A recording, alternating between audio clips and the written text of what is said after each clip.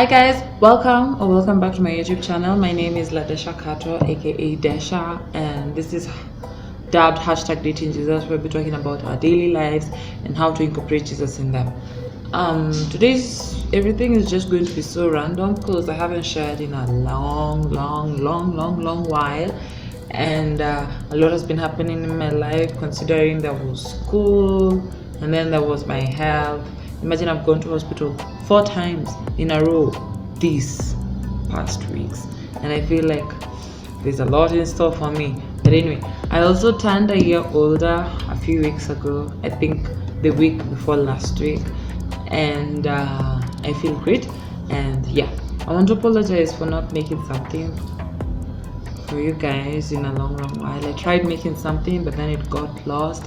Also, I'm not using my gadgets, I'm using people's gadgets, and it's really tiring just going from one place to another looking for something to do or something to use. So I'm praying and I'm trusting God either for a good phone or a good camera, and I'm trusting God for a good phone. Let's just start with a good phone and then a good camera will follow. Yeah, okay. Now to today's topic of discussion. I don't have a title for it yet. I hope I'll have a title for it by the time I'm ending this video. But where do I start? Whew. So let's talk about me, and then everything is going to flow. From my previous video, or my last voiceover that had a video, yeah, from everything that happened last, I was talking about myself and my journey and the mistakes I made because I didn't feel like I was loved at home. Well, as I continue, yeah, I called it my relationship roller coaster. If you didn't watch it, just go to the previous video before this one, or I'll put the link in the description box. I hope that makes it better. I'll put the link in the description box. Anyway, so yeah, in my life, like, I've been messed up. I've been from one place to another. I've been from one boy to another. I've been from one man to another. I remember I went for a mission and I gave them my story. I didn't know I have humor until I started talking to people and I was giving my story. It's supposed to be painful and sad and everything, but the way I was talking about it, it was so casual, so easy. You'd think that I don't regret my sins, but I do regret my sins. Anyway, yeah, okay. Whew.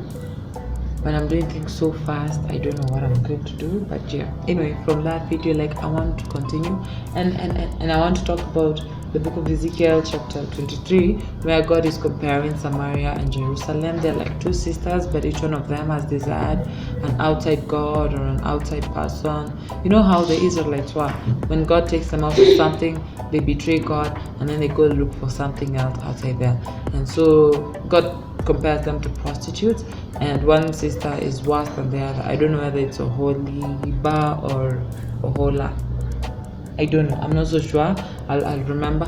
But the two sisters are compared to prostitutes because they keep going from one nation to another and giving themselves off and not preserving their dignity and not preserving what God has given them, and everything that God has given them they willingly give out to other people.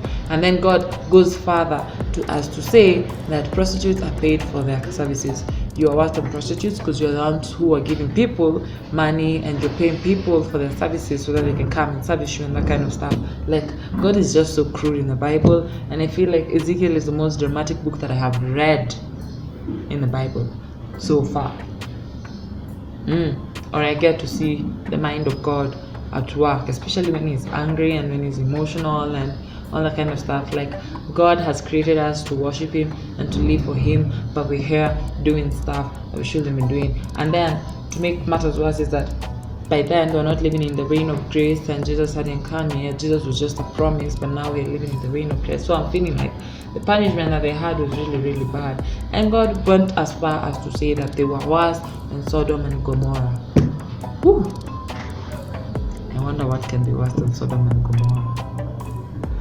Anyway, God is the one who said it.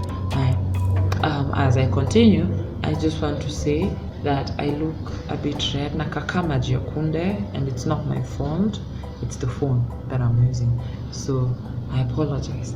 This is not my normal skin color, but we use what we use and whatever God decides to provide. Yeah. So anyway, what was I saying? Yeah. And my main target is for people like me, whether male or female, who just don't know how to settle in one place.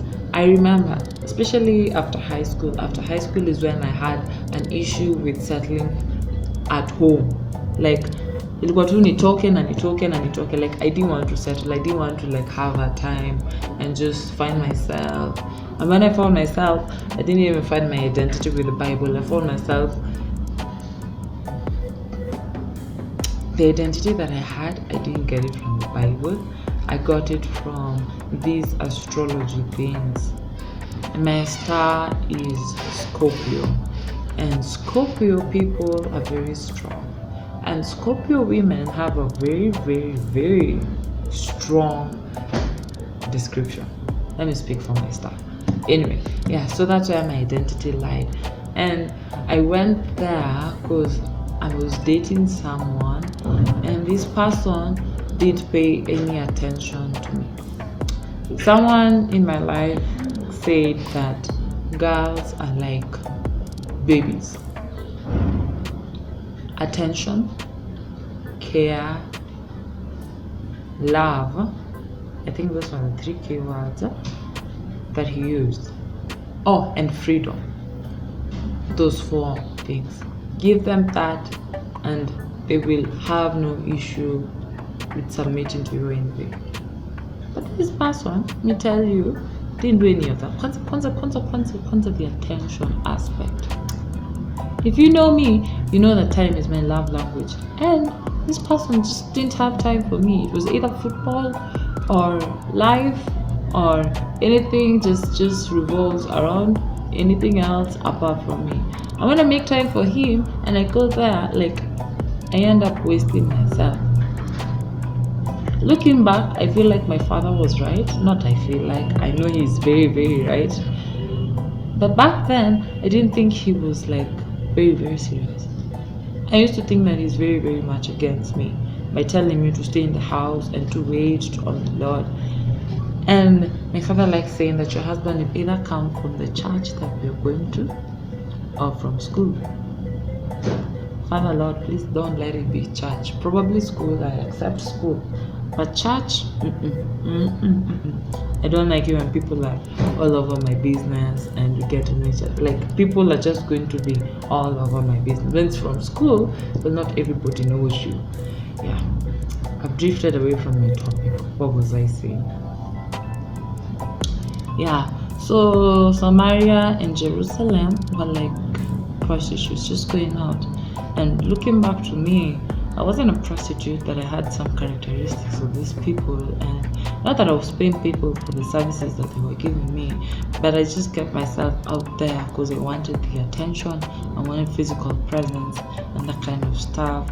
And like there was so much emptiness in me, and I was like, I don't want any person to go through whatever I'm going through. So as a result, I ended up opening up a page. I think it was a blog somewhere, and where I ranted my emotions and how I was telling people to just put their lives together and stay put and close their stuff and just focus.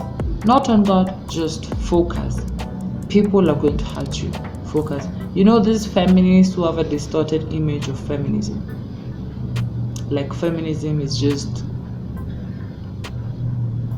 it's all about woman power and equality, and like it revolves around women. Like, feminism revolves around women. I don't know what I'm saying, but the people who have a distorted image of feminism, I was there. Wow, talk about girl power. And then you can't tell me as a man that you love me. I'd assess you first of all, and then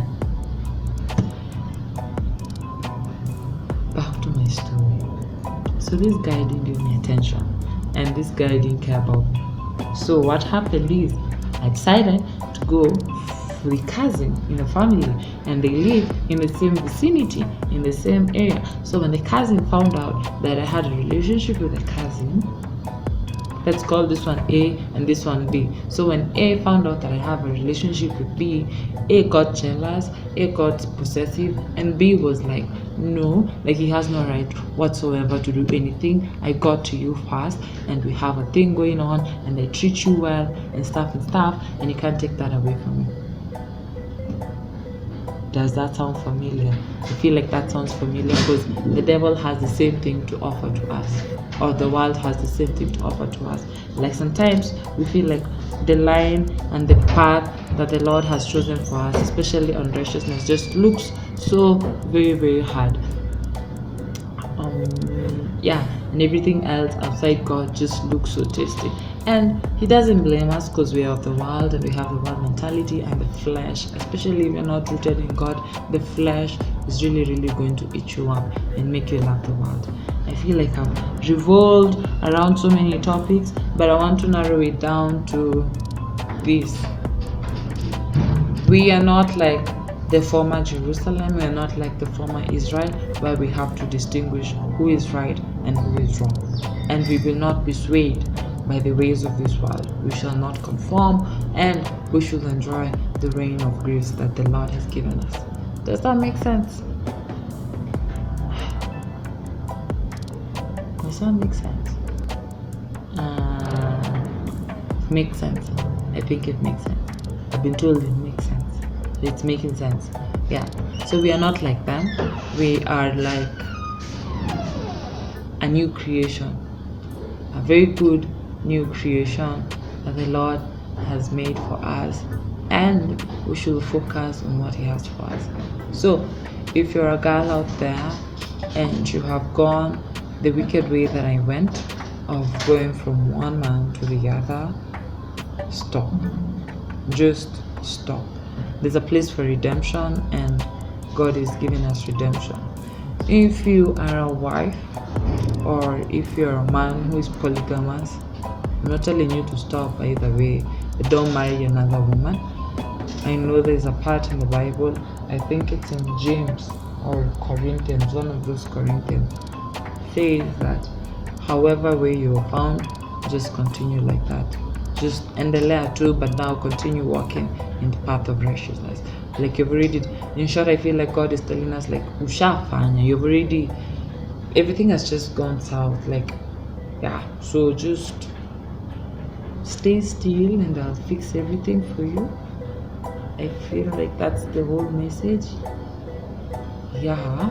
So yeah, if you're a girl like me who was messed up, and I thank the Lord that I didn't get pregnant, and I thank the Lord that I'm still intact. One of the crazy things that we do for love, I remember I was dating someone and we had vowed to get married. Okay, we hadn't vowed, but I had told him that I wouldn't involve myself in sex until I am 26, and 26 obviously is when I'm going to get married. But right now I don't know whether I'm going to get married at 26. God is one who knows. It can be sooner or later. Yeah, I hope my parents are not collecting hints, but something like that. So yeah, I think that's it. But what am I trying to say? Yeah, I was dating this guy and I told him that I won't indulge in sexual activity until I get married. So because it was 26 and I think I was 16, because we were counting 10 years, he started counting. And when he had done 2 years down the line, I remember one day we met and he was like, that was after high school, we had met, and then he was like, we have been dating for 2 years. And he even cried, we have been dating for 2 years and me and you have never had sex. Like, he even cried, and I really felt guilty, but I was like, I can't break my covenant with God so that I can fulfill your human desires for like 5 minutes. So what I did is I comforted him and we continued with life. But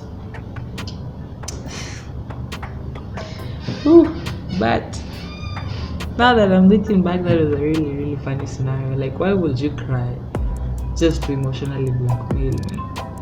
Wow. If you don't love me, you don't love me.